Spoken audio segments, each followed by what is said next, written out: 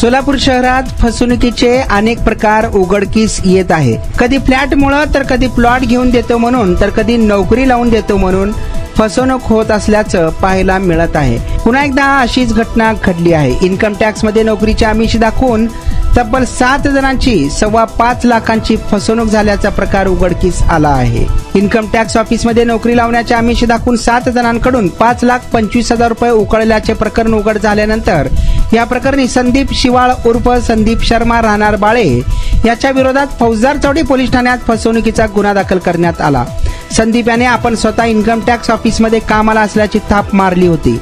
तसेच केंद्रीय विद्यालय येथे माझी पत्नी कामाला असल्याचेही तो सांगत होता। आपल्या ओळखी असून त्याने विश्वास संपादन केला होता। आपण इन्कम टॅक्स कार्यालयात नोकरीला लावू शकतो असे सांगून त्याने 7 जणांकडून सुमारे 5.25 लाख रुपये उकळले होते। मात्र पैसे घेऊनही बरेच दिवस झाले तरी आपल्या नोकरीचे काम होत नसल्याने आपली फसवणूक झाल्याचे या 7 जणांच्या लक्षात आले। त्यापैकी उशांत कपिल जाधव राहणार न्यू बुधवारपेठ सोलापूर यांनी फौजदार चौडी पोलीस ठाण्यात फिर्याद दाखल केली।